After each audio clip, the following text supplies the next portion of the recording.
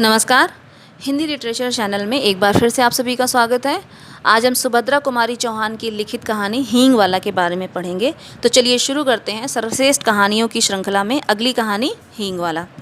लगभग 35 साल का एक खान आंगन में आकर रुक गया। हमेशा की तरह उसकी आवाज़ सुनाई दी, अम्मा हींग लोगी?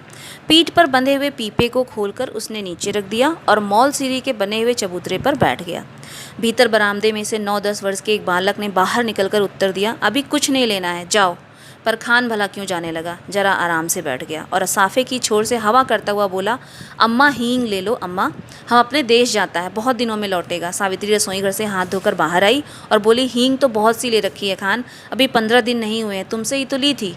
वह उसी स्वर में फिर बोला, हेरा हींग है माँ, हमको तुम्हारे हाथ की बोहनी लगती है, एक ही तोला ले लो, पर ले लो ज़रूर। इतना कहकर फौरन एक डिब्बा सावित्री के सामने सरकाते हुए बोला, तुम कुछ और मत देखो माँ, यह हींग एक नंबर है, हम तुम्हें धोखा नहीं देगा। सावित्री बोली, पर हींग लेकर करूँगी क्या, ढेर सी तो रखी है। खान ने कहा, कुछ भी ले लो अम्मा, हम देने के लिए आया है, घर में पड़ी रहेगी, हम अपने देश को जाता है, खुदा जाने कब लौटेगा। और खान बिना उत्तर की प्रतीक्षा किए हींग तौलने लगा। इस पर सावित्री के बच्चे नाराज़ हुए, सभी बोल पड़े, मत लेना माँ, तुम कभी मत लेना, ज़बरदस्ती तौले जा रहा है। सावित्री ने किसी की बात का उत्तर ना देकर हींग की पुड़िया ले ली। पूछा, कितने पैसे हुए खान? 35 पैसे अम्मा, खान ने उत्तर दिया। सावित्री ने 7 पैसे तोले के भाव से 5 तोले का दाम 35 पैसे लाकर खान को दे दिए। खान सलाम करके चला गया, पर बच्चों को माँ की यह बात अच्छी नहीं लगी। बड़े ने कहा, माँ तुमने खान को फालतू में 35 पैसे दे दिए, हींग की कोई ज़रूरत नहीं थी। छोटा माँ से चिढ़कर बोला, दो माँ, 35 पैसे हमको भी दो, हम बिना लिए नहीं रहेंगे। लड़की जिसकी उम्र 8 साल थी बड़े गंभीर स्वर में बोली, तुम माँ से पैसा मत मांगो, वह तुम्हें नहीं देंगी, उनका बेटा वही खान है। सावित्री को बच्चों की बातों पर बहुत हंसी आ रही थी। उसने अपनी हंसी दबाकर बनावटी क्रोध से कहा, चलो चलो, बड़ी बातें बनाने लग गए हो, खाना खाओ, तैयार है। छोटा बोला, पहले पैसे दो, तुमने खान को भी दिए हैं। सावित्री ने कहा, खान ने पैसे के बदले हींग दी है, तुम क्या दोगे? छोटा बोला, मिट्टी देंगे। सावित्री हंस पड़ी। अच्छा चलो, पहले खाना खा लो, फिर मैं रुपया तुड़वा कर तुम तीनों को पैसे दे दूंगी।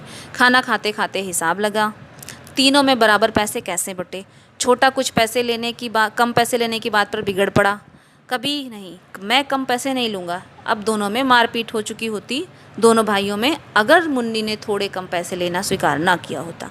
कई महीने बीत गए, सावित्री की सारी हींग खत्म हो गई। इसी बीच होली आई। होली के अवसर पर शहर में खासी मारपीट हो गई थी। सावित्री कभी कभी सोचती, हींग वाला खान कहीं मार तो नहीं डाला गया। न जाने क्यों उसे हींग वाले खान की याद आया करती थी अक्सर।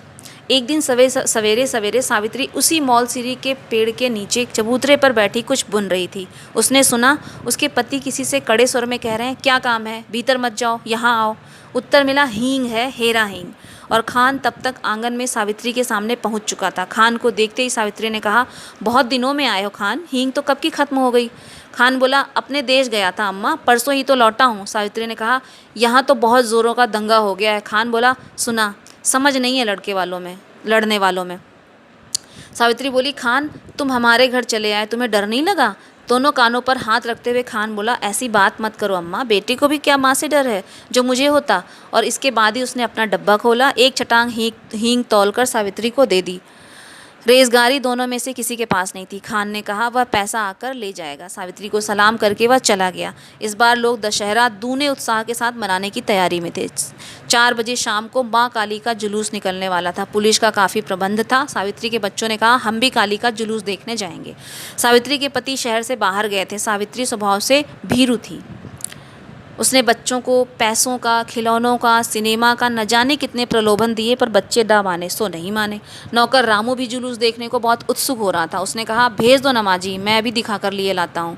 लाचार होकर सावित्री जुलूस देखने के लिए बच्चों को बाहर भेजना पड़ा। उसने बार बार रामू को ताकीद की कि दिन रहते ही बच्चों को लेकर लौट आए। बच्चों को भेजने के साथ ही सावित्री लौटने की प्रतीक्षा करने लगी।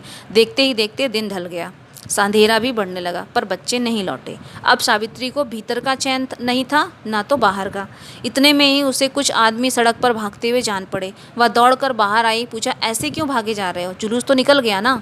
एक आदमी बोला, दंगा हो गया माँ जी, बड़ा भारी दंगा।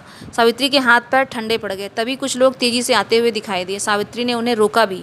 उन्होंने कहा, दंगा हो गया है। अब सावित्री क्या करे?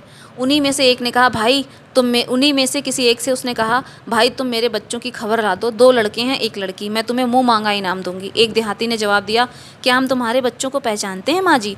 यह कहकर वह चला गया। सावित्री सोचने लगी, सच तो है, इतनी भीड़ में भला कोई मेरे बच्चों की खोज करे भी तो कैसे? अब वह भी क्या करे तो क्या करे? वह रह रह कर उसे अपने पर क्रोध आ रहा था। आखिर उसने बच्चों को भेजा ही क्यों? वे तो बच्चे ही थे, जिद तो करते ही हैं, पर भेजना तो उसके हाथ में था ना। सावित्री पागल सी हो गई। बच्चों की मंगल कामना के लिए उसने सभी देवी देवता मना डाले। शोरगुल बढ़कर शांत हो गया। रात के साथ साथ नीरवता भी बढ़ चली, पर उसके बच्चे लौटकर नहीं आए। सावित्री हताश हो गई और फूट फूट कर रोने लगी। उसी समय उसे वही चिरपरिचित स्वर सुनाई पड़ा, अम्मा। सावित्री दौड़कर बाहर आई। उसने देखा उसके तीनों बच्चे खान के साथ सकुशल लौट आए हैं। खान ने सावित्री को देखते ही कहा, वक्त अच्छा नहीं है अम्मा, बच्चों को ऐसी भीड़ भाड़ वाली जगह पर बाहर मत भेजा करो। बच्चे दौड़कर माँ से लिपट गए और यहीं पर कहानी ख़त्म हो जाती है। आपको कहानी कैसी लगी कृपया कमेंट करके ज़रूर बताएं और प्लीज़ चैनल को लाइक, सब्सक्राइब और शेयर करें। Thanks lot for watching. Thanks once again.